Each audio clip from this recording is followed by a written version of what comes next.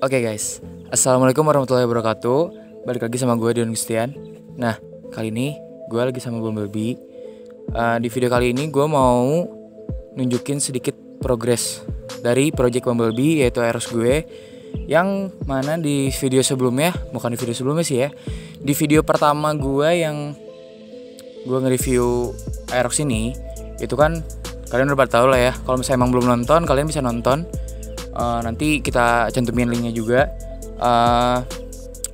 Jadi sebelumnya tuh ya sebenarnya nggak begitu banyak progres yang beda. Dalam arti di sini nggak banyak perubahan lah ya. Cuman di sini gue mau sedikit menjelaskan tentang nantinya bakalan tentang knalpot juga, terus showbreaker dan jok. Jadi yang pertama dulu deh. Yang pertama, gue kan sebelumnya pakai showbreaker warna kuning ya, pakai tabung juga showbreakernya. Itu tuh gue sebenarnya pakai showbreaker yang bisa disebut fake lah ya, atau sebenarnya nggak fake sih, cuman karena gue itu pakai mereknya waktu itu kalau nggak salah DBS, kalau nggak Ride It ya, kalau nggak salah itu yang tabung kayak gitu. Itu tuh nggak bisa di setel apa-apa, cuman bisa setel naik turun pernya tuh, pernya bisa naik turunin doang. Nah itu tuh sama gue dipakai stiker Ohlins, artinya gue ngefakein produk tersebut lah ya.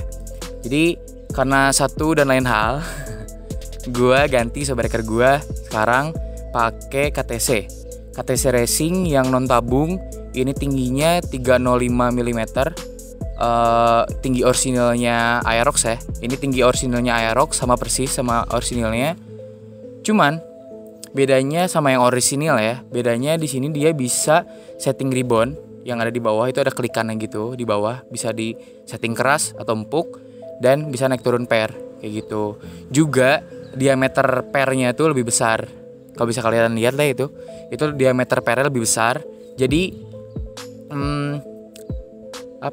gue ganti ini tuh karena emang sebelumnya gue ngerasa gak enak sih ya. Gue pakai showbreaker fake atau spare part yang fake gitu.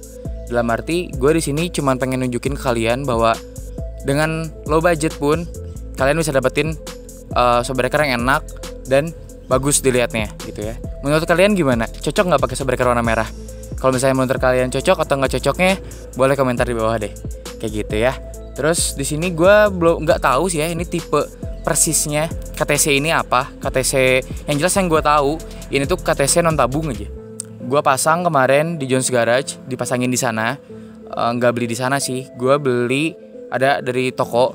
Jadi ini tuh KTC Racing, sekali lagi yang tingginya 305, yang bisa setting ribbon sama naik turunin per. Itu apa ya disebutnya ya? Gue kurang tahu persis, nanti gue cantumin deh apa namanya.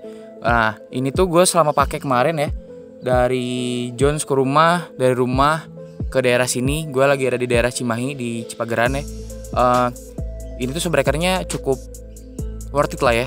Dalam arti ini kan harga showbreakernya sekitar 600-an apa 700 ribuan lah, sekitar segitu, nggak nyampe 1 juta loh ya. Nah ini tuh showbreakernya cukup enak dalam arti yang gue udah pakai sih ya. Ini kerasanya sih empuknya dalam arti cukup lah ya, empuk, nggak jedak-jeduk antara si pernya tuh nggak kerasa ada jeduk gitu, enggak. Terus gue pakai agak nikung-nikung dikit juga, motornya masih numblek tuh bahasa Indonesianya, intinya numblek sih, jadi ngisi gitu, motor tuh nggak ngebuang kalau belok gitu, jadi enak lah ya. Terus kemarin sih sebenarnya ini waktu gue beli, maksudnya waktu gue pasang ini tuh showbreakernya cukup keras. Pas kemarin gue cobain ini keras banget. Nah kemarin tuh di Jones di setting, jadi pernya tuh dinaikin dulu sampai atas, udah gitu diturunin sekitar 8 ulir. Kalau nggak salah 8 ulir apa 7 ulir gitu. Jadi itu ada jarak kan antara anting atas ke ini pernya itu ada jarak ya, kelihatan ada kayak ulir gitu. Nah itu gue diturunin. Terus settingan ribbonnya tuh gue ada dari 0 ya, angka 0 di hard itu diturunin ke 1, 2, ada 5 klik maksudnya, 5 klik gua softin itu di klik kelima dari posisi 0 di hard kayak gitu. Jadi dengan settingan seperti ini, karena gue juga direkomendasiin sama teman-teman kemarin yang ada di Jones, ternyata enak, gak perlu ribbon ulang, Dan gue sekarang udah nggak pakai fake lagi. Gue sekarang udah pakai KTC, walaupun itu nggak bertabung dan ini harganya nggak sampai sejuta. Maksud gue tuh buat kalian teman-teman yang punya Aerox atau motor apapun, kalian modif tuh nggak mesti mahal buat dapetin shockbreaker yang enak. Ya mungkin enak atau nggak enaknya itu relatif ya, tergantung kita pakainya. Karena kata orang kan ada harga ada barang gitu ya. Cuman menurut gue KTC ini dengan harga sekian, maksud gue 600 sampai 700 ribuan lah ya kurang lebih, karena gue nggak tahu harga pastinya sekarang berapa. Ini worth it dan ini dipakainya juga enak. Tapi gue belum sempat pakai San Mori atau Nike Ride sih ya, karena sekarang kita juga lagi pandemik. Jadi gue baru nyoba di jalan biasa aja dan gue juga pakainya belum terlalu lama. Jadi gue belum bisa ngasih full impresi tentang shockbreaker ini kayak gimana, kayak gitu. Nah itu buat shockbreaker ya, buat shockbreaker itu perkembangannya. Nah di video pertama gue di channel ini kan, gue udah sempat review ini Aerox ya, Bumblebee. Nah dia tuh kemarin knalpotnya nggak sempat ke-mention dengan detail sama gue. Jadi banyak yang nanyain juga ke gue gitu di DM ke Instagram gue,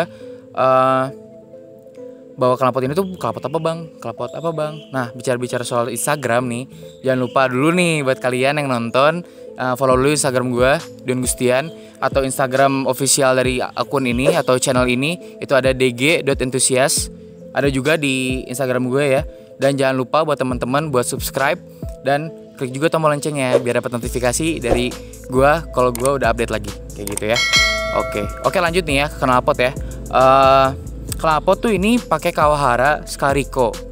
Kawahara Scarico ini tuh masuknya ke knalpot yang bisa dibilang klasifikasinya nggak racing banget sih. Jadi standar racing lah ya, standar racing.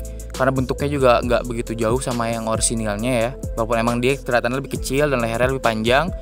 Cuman keunggulannya dari knalpot ini itu yang pertama, dia ada power boomnya di leher. Di leher knalpotnya tuh ada, di knalpotnya tuh ada power boom tuh yang di bawah kelihatan ya, itu kelihatan kayak ngejendol gitu. Itu sebenarnya gue nggak ngerti banget, nggak tahu juga itu sebenarnya fungsinya apa. Cuman rata-rata sekarang knalpot standar racing tuh kayak merek-merek sebelah juga pada pakai power boom. Nah lanjut lagi yang kedua, modelnya nih jarang banget, maksudnya beda dari yang lain ya. Kalau menurut gue sih ya, menurut gue ini beda dari yang lain.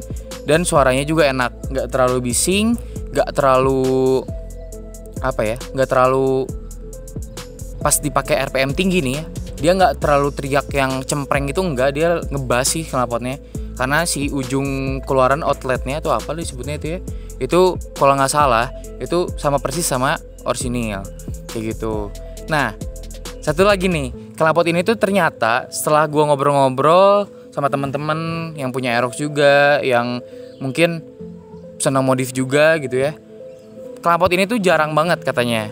Bahkan kalau gua nggak salah nih ya, selama gua pakai sih ya, karena gua pakai knalpot ini tuh udah setahun lebih berapa bulan lah, hampir setahun setengah gue pakai knalpot ini. Itu belum pernah ketemu yang sama alias yang kembar tuh, gue belum pernah ketemu. Gue juga nggak tahu kenapa bisa sampai disebut rare sama anak-anak Aerox, karena knalpot ini tuh emang mungkin diproduksinya sedikit sama Kawaharanya, entah kayak gimana. Yang jelas waktu itu gue beli juga second kan dari Jones Garage Tuning ya. Gue beli second, gue restore karena waktu itu kondisinya juga kurang bagus. Jadi gue beli ini tuh nggak baru sebenarnya gitu. Gue restore, cuman kalau nggak salah nih ya, gue lihat di katalog, waktu katalog tuh itu tuh postingannya entah setahun yang lalu kurang lebih lah ya. Bisa kalian lihat di Instagramnya Kawahara Racing. Nah ini tuh harganya sekitar 700 ribu. Cuman pengalaman menariknya kemarin gue gue sebenarnya nggak ada niat jual knalpot ini. Cuman kemarin ada teman juga pakai Aerox, dia sampai berani bayarin knalpot ini tuh dengan harga 1 juta rupiah. Padahal harga barunya pun 700 ribuan gitu kan. Terus ada juga yang sempat nawarin tukar sama helm kayak TNFJ, itu yang motif kalau nggak salah harganya sekitar 1,2an kehitungnya gitu lah ya. Itu tuh dia berani barter sama knalpot ini. Dan dipikir-pikir knalpot ini jarang juga, jadi akhirnya gue memutuskan untuk nggak dijual atau nggak ditukar, dan akhirnya gue pakai lagi kayak gitu. Dan kalau misalnya kalian emang mungkin ada yang punya atau bahkan di luar Bandung lah ya, ada yang pakai juga knalpot seperti ini persis Kawahara Scarico, kalian boleh komen deh, nanti kita share juga fotonya entah gimana. gampang lah nanti kita atur. Yang jelas ini knalpot setahu gue belum ada yang sama lagi. Selama gue memotoran di Bandung gak ada yang sama. Oke, mungkin kurang lebih segitu. Kalau misalnya kalian mau denger suara knalpotnya nanti aja di akhir ya. Terus oke lanjut. Mungkin itu cukup buat knalpot ya. Lanjut lagi. Nah, buat kalian yang penasaran nih, Bang, kenapa gitu itu joknya kok diplastikin? Kenapa diplastikin? Emang motor baru? Emang motornya nggak dipakai? Emang motornya kenapa gitu kan? Emang nggak licin kayak gitu kan? Jujur aja, gue sebenarnya pakai ini nggak selalu sih ya. Nggak selama gue pakai, misalnya gue pakai jauh, gue pakai ke KFC buat San Mori, gue nggak pakai plastik ini. Cuman berhubung kita lagi pandemik dan gue sering di rumah, jadi gue pasangin plastik jok ini. Gue dapat plastik jok ini dari mana? Gue dapatnya dari dealer Yamaha-nya. Jadi ini adalah plastik jok bawaan dari motor ini, motor Aerox dari dealer. Datang kan pakai jok plastik dong. Waktu itu gue minta buat si abang-abang yang dari dealernya itu buat, Bang ini jangan disobek, ini mau disimpan. Waktu itu makanya ini masih ada barcode-nya. Barcode di situnya Yamaha Aerox, terus kodenya apa gitu. Di situ ada GD155 atau apa, gue lupa, nanti kita lihat aja. Di situ masih ada barcode-nya, gue lindungin pakai isolasi bening lagi karena takutnya sobek atau hilang gitu. Kalau boleh jujur lagi nih, plastik jok ini licin banget kalau dipakai dan kurang nyaman juga sih, jadinya seat feelingnya kurang enak ya. Jadi di sini licin juga, cuman gue di sini ngejaga kenapa? Karena sempat gue hujan-hujanan waktu itu. Spakbor belakang gue kan udah dipotong lah ya. Nah dia tuh waktu pakai hujan-hujanan naik ke atas, ceret ke atas. Jadi gue tuh tim ceret ya, naik ke atas dan itu tuh menuhin banget sampai setengah joknya, hampir ke punggung gue, sampai ke helm juga gue coklat semua pokoknya. Waktu itu gue rada ngebut juga bawanya. Jadi akhirnya gue mutusin karena bersihin joknya juga agak susah, karena di sini ada kayak serat-seratnya gitu dan takutnya joknya juga jadi kusem. Ngejaganya gue pakai jok plastik ini. Sebenarnya ini nggak rekomendasiin buat teman-teman yang nonton pasang jok plastik pasang plastik jok kayak gini juga gue nggak rekomendasiin karena pakainya juga nggak enak. Cuma karena gue juga pakainya deket-deket dan motor ini juga jarang keluar.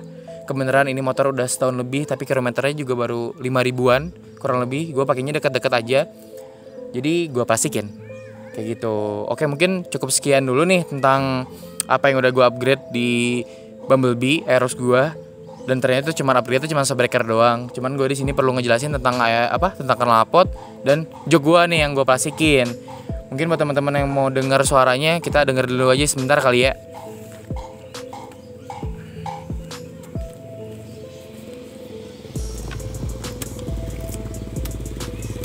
Kita dengerin suaranya nih ya. Oke.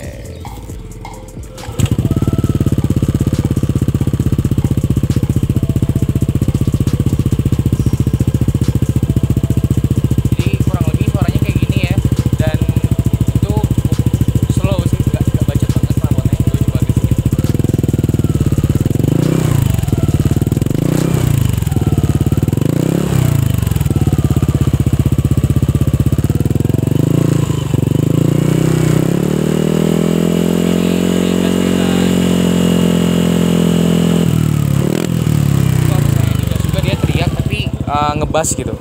Jadi mungkin cukup gitu aja. Kalau misalnya ntar kita ketemu di jalan atau gimana gue lagi pakai Bumblebee, kalian pengen dengerin langsung, boleh dengerin aja. Oke? Jadi kayak gitu aja suaranya. Tar. Jadi mungkin di video ini cukup sekian. Buat kalian mungkin ada rekomendasi tentang modifikasi selanjutnya Bumblebee harus diapain, boleh komentar di bawah. Rencananya sih gue bakal repaint velg juga, repaint body juga, tapi kita lihat nanti ke depannya. Gue pasti bakal upload juga. Jadi kalian sekarang kalau punya Bang, motornya giniin aja, motornya gituin aja, misalnya kalian ada saran atau kayak gimana, boleh komentar di bawah. Jadi mungkin cukup sekian. Terima kasih buat kalian yang udah nonton. Jangan lupa buat like, komen, share kalau misalnya kalian suka, dan juga bisa kasih rekomendasi ke teman-teman kalian karena modif itu nggak harus mahal. Jangan lupa juga buat subscribe dan klik tombol lonceng. Oke, thank you ya semuanya. Keep riding safe. Goodbye.